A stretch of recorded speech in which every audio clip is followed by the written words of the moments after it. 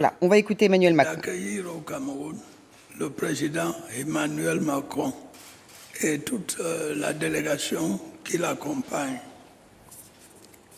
Cette visite, qui est la première en terre africaine depuis que les Français lui ont accordé un second mandat, porte témoignage de la grande qualité et de la solidité des relations anciennes qui unissent nos deux pays.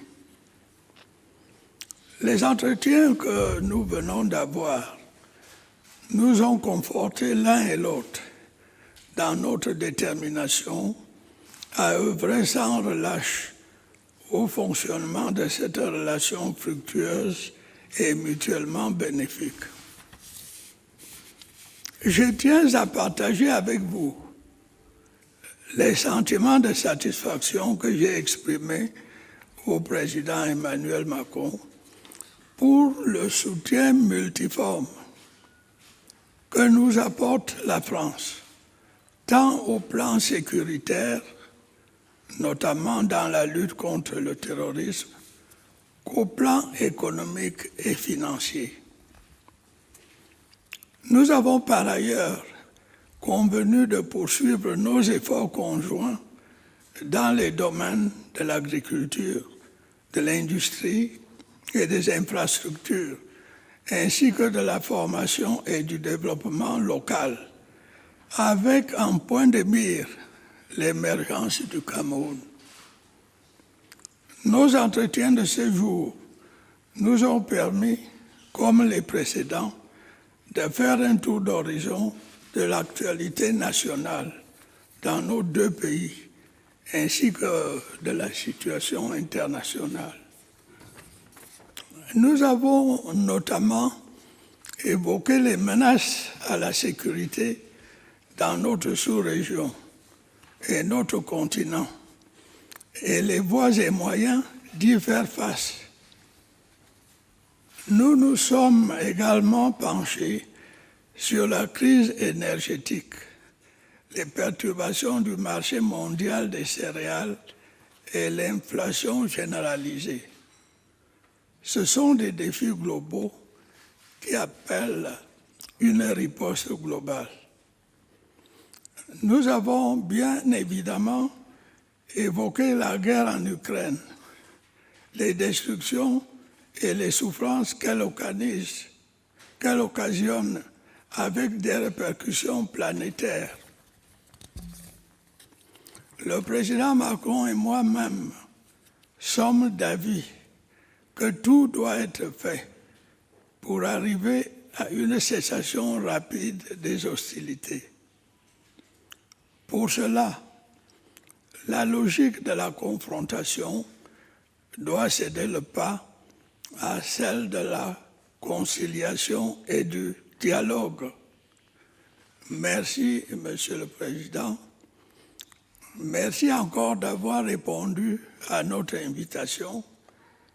Merci pour votre engagement à nos côtés.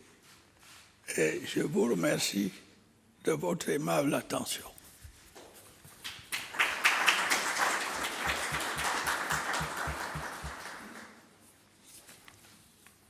Merci beaucoup, Monsieur le Président de la République. Président, Madame, Monsieur le Premier ministre, Mesdames et Messieurs les ministres, Mesdames et Messieurs les parlementaires, chers amis, je veux vous dire tout le bonheur qui est le nôtre, ma délégation et moi-même, d'être parmi vous au Cameroun. Et je tenais à vous remercier pour l'accueil que vous nous avez réservé. Ce déplacement, vous l'avez parfaitement dit, Président, marque pour nous un moment important. Et ça n'est pas un hasard, en effet, si j'ai choisi de venir dans votre pays pour la première étape de cette petite tournée africaine, la première depuis ma réélection. D'abord, du fait de la profondeur de la relation franco-camerounaise et du caractère exceptionnel de l'amitié entre nos deux pays. Ensuite, parce que le Cameroun est un partenaire stratégique en Afrique centrale, région avec laquelle je souhaite justement consacrer plus de temps lors de ce second quinquennat. Enfin, parce que je dois le dire, je suis très admiratif de la jeunesse camerounaise. Nous en avons longuement parlé. Le niveau d'excellence des jeunes diplômés camerounais, les talents qui sont ici présents, sont une fierté pour le pays et je pense que le rôle de la France est d'aider au maximum justement à leur donner une place et leur permettre de réussir. Cette relation forte et ancienne qui unit le Cameroun et la France se traduit par une coopération exceptionnelle. Nos priorités communes ont fait du Cameroun l'un des premiers partenaires de l'Agence française de développement. Aux côtés du gouvernement camerounais, elle a financé des projets à hauteur de 2 milliards d'euros ces 10 dernières années. Et les quelques 200 entreprises françaises présentes dans le pays, actives dans tous les secteurs, participent au dynamisme de votre économie. Et c'est une force pour nous tous. Alors, cette présence française, elle a été concurrencée ces dernières décennies, c'est bien normal, par d'autres. Il nous appartient d'être meilleurs, plus efficaces, d'œuvrer ensemble aussi à une plus grande transparence des marchés, à une plus grande efficacité collective. Là aussi, nous en avons longuement parlé, mais je souhaite qu'on puisse diversifier cette coopération au-delà des grandes infrastructures et des commodités, qu'on puisse regarder dans le domaine de l'agriculture, de la formation, du numérique, également des industries culturelles et créatives et du sport, comment faire davantage. C'est d'ailleurs le sens de la délégation qui m'accompagne. Je salue également la qualité de notre coopération de sécurité et de défense, mais là aussi nous voulons la renforcer en particulier en matière de formation. J'ai bien pris note de vos demandes, Président. Et cette coopération, c'est celle qui nous permet d'agir contre le terrorisme dans le bassin du lac Tchad. Et nous avons ensemble évoqué évidemment cette situation, notre volonté de lutter contre le terrorisme, de le faire en lien avec tous les pays de la région qui sont touchés par ce phénomène, comme d'ailleurs la France, vous le savez, y est engagée depuis de nombreuses années. Nous avons également ensemble évoqué la situation de plusieurs pays de la région, notamment la République centrafricaine, et de notre préoccupation commune à l'égard des ingérences qui s'y font jour. Nous sommes également convenus avec le président Biya de continuer de travailler à l'approfondissement des liens entre nos deux pays sur plusieurs volets, et en particulier en matière de développement économique. J'évoquais quelques-unes des pistes et des secteurs sur lesquels nous voulons avancer, également en matière de paix, de prospérité, de stabilité. À cet égard, conformément à nos engagements, je tiens à renouveler, et nous en avons là aussi longuement parlé, le soutien de la France au processus de décentralisation. Je demeure en effet convaincu, je l'ai dit au Président, que la régionalisation constitue une réponse à la grave crise qui continue d'affecter le pays dans ces régions du Nord-Ouest et du Sud-Ouest, et que c'est par ce processus politique, de dialogue, de réforme, d'avancée, de conciliation, qu'une solution durable pourra être trouvée. Cette volonté d'avancer ensemble, nous l'avons aussi constatée dans le domaine de la sécurité alimentaire. Vous venez de le rappeler, Président, et juste après notre échange, j'aurai l'occasion de retrouver plusieurs de nos délégations et plusieurs ministres pour avancer dans cette direction.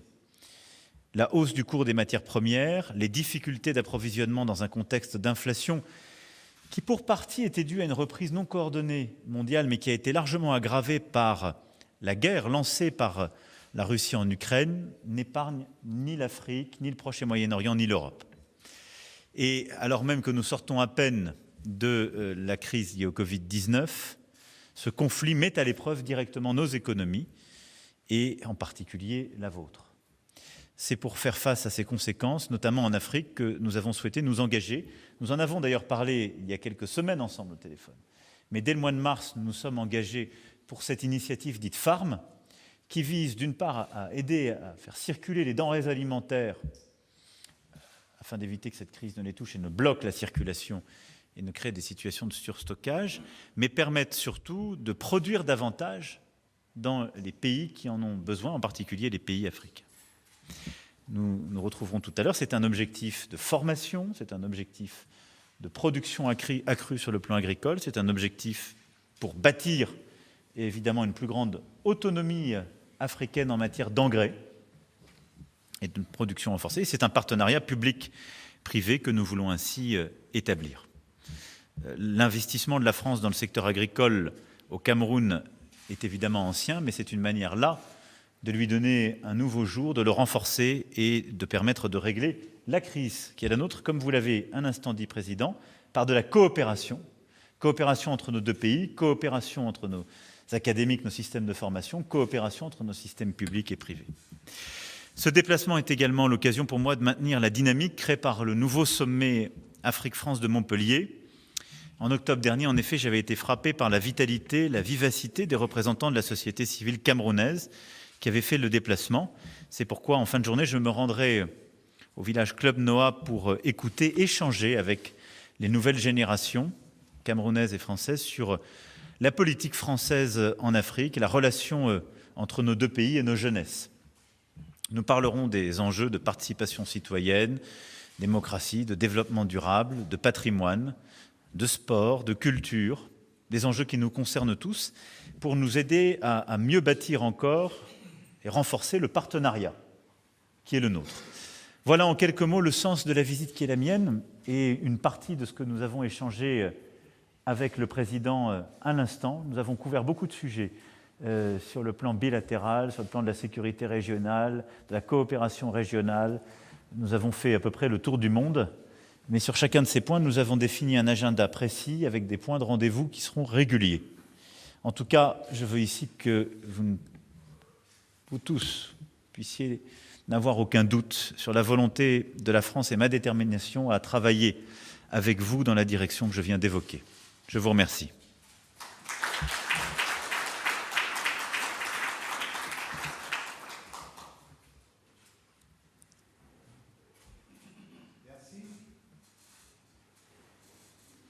Bonjour, messieurs les chefs d'État.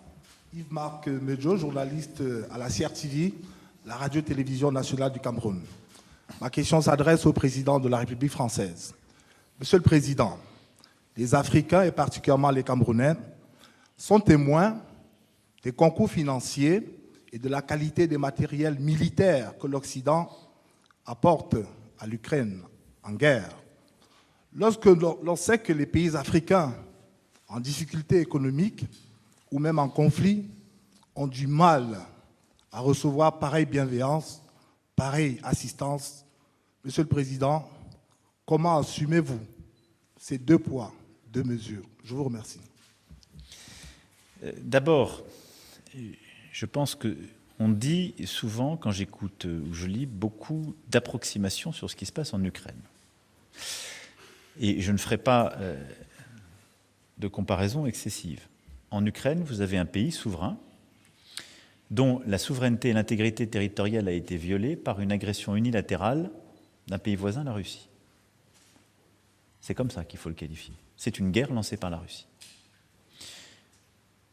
Les règles qui sont les nôtres, la Charte des Nations Unies, les textes que nous avons signés, que la Russie d'ailleurs a également signés en tant que membre de l'OSCE, font qu'elle a violé à peu près tous ses engagements internationaux.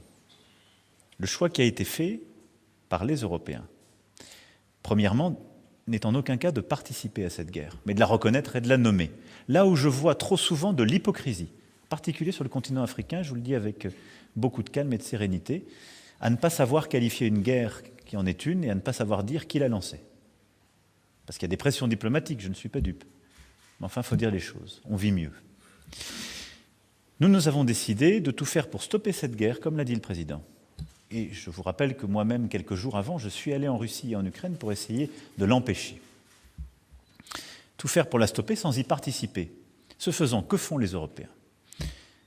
Ils sanctionnent la Russie pour bloquer son effort de guerre. Ils essaient, dans tous les cénacles internationaux, de l'isoler diplomatiquement. C'est là où nous avons besoin de vous, parce que sinon, ce schéma se reproduira à l'envi. Ce n'est pas l'ordre international que nous voulons, qui repose sur la coopération et le respect de la souveraineté de chacun. Et enfin, nous aidons l'Ukraine à résister. Des aides économiques et financières, des aides prenant les réfugiés, des aides militaires en livrant du matériel. C'est ça la situation, très précisément. Je ne vois pas sur le sol africain des pays qui soient dans une situation comparable, étant agressés par une puissance voisine où nous aurions à nous poser tel sujet. Par contre, je vois des pays qui ont pu être déstabilisés par le terrorisme. Ça, c'est tout à fait vrai.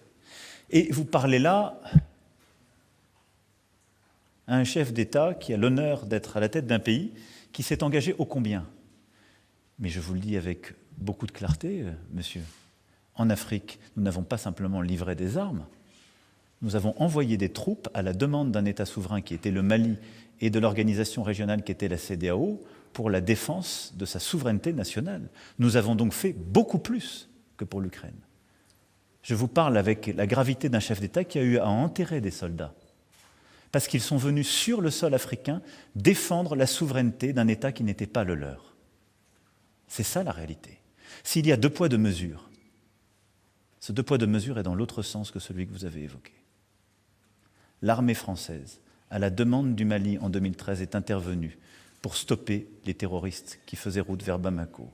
Puis l'armée française, à la demande de l'État malien et de la CEDEAO, est restée pour protéger. Et si aujourd'hui il n'y a pas un califat territorial au Mali, c'est parce qu'il y a eu l'armée française et que des dizaines de nos enfants sont morts sur le sol africain pour lutter contre le terrorisme. Allez voir beaucoup d'autres que la France pour leur demander les 2 poids 2 mesures. La France est le pays qui s'est le plus engagé pour des États africains à leur demande et pour leur sécurité. Par contre, nous le faisons dans un cadre clair, à la demande d'un État souverain et pour lutter contre le terrorisme. Quand ce cadre n'a plus été rempli, après les 2 coups d'État militaires au Mali et les choix de la junte, nous avons décidé de partir, de réorienter notre dispositif. C'est ça la réalité. Maintenant, nous avons des politiques de coopération militaire avec de nombreux pays africains. Le Cameroun en fait partie, qui passent par des livraisons, de la formation, du partenariat. Et c'est sur cette route que nous continuerons d'avancer, de consolider le lien qui est le nôtre, sur le plan militaire. Voilà. Je ne peux pas être plus exhaustif et précis pour faire la différence entre des situations que vous avez évoquées et rappeler la réalité de l'implication de la France. Monsieur le Président Paul Biya, bonjour et merci de nous recevoir. Amélie Tullet de Radio France Internationale, France Média Monde. Est-ce que vous m'entendez correctement? Espérez-vous, puisqu'on parle d'avenir, espérez-vous briguer un nouveau mandat en 2025 ou souhaitez-vous qu'une nouvelle génération porte les couleurs du RDPC à la prochaine présidentielle? Je peux répéter ma question, si vous voulez. Bon, je vous remercie. Pardon, excusez-moi. Amélie Tullet de RFI, Radio France Internationale. Là, c'est bon? Voilà, il est Ma 15h18. Vous avez suivi l'essentiel de cette conférence de presse commune entre Paul Biya, le président du Cameroun, et Emmanuel Macron. On rappelle que le président est en déplacement pour 3 jours, qu'il se rendra ensuite au Bénin, puis en Guinée-Bissau. On va revenir sur ce qu'il a dit parce qu'il a délivré plusieurs messages, le président de la République, et on va en parler avec nos invités. Général Chauvency, bienvenue, bonjour. Vous êtes consultant en géopolitique. Samantha de Benderne, bienvenue également. Vous êtes chercheuse à la Royal Institute of International Affairs. Et puis Bélig Nabli, chercheur en relations internationales à Sciences Po. Bienvenue à tous les 4. Emmanuel Macron a tenu à le marteler. Le Cameroun est un partenaire stratégique. Comment il faut l'interpréter? C'est-à-dire qu'on est en train d'avoir une France qui essaie de retisser ses liens avec les pays africains. Il n'y a pas que la France, il y a tout l'Occident qui est en train d'essayer de retisser ses liens avec l'Afrique. L'Afrique est en fait devenue un enjeu pour les puissances occidentales, anciens colonisateurs, la Chine, la Russie et même la Turquie. Pourquoi? Parce que c'est un petit peu la dernière frontière, c'est une source de matières premières, c'est une source de gaz et de pétrole, enjeu extrêmement important pour l'Europe aujourd'hui. Et aussi, l'Europe est inquiète de voir aussi l'augmentation de coopération militaire entre la Russie et certains pays africains. En avril 2022, la Russie et le Cameroun ont signé un accord militaire, un accord d'entraide militaire. Et aussi, les pays africains voient le conflit en Ukraine comme la raison principale pour la famine qui les menace aujourd'hui, comme on l'a vu avec la question qui a été posée, c'est pourquoi est-ce que la France et d'autres pays européens arment l'Ukraine, sous-entendu, à cause de ça, nous allons souffrir de la faim. Et depuis ce matin, Emmanuel Macron essaye de démentir et de faire machine arrière en montrant que non, ces sanctions ne provoquent pas la situation en Afrique, oui, cette situation-là.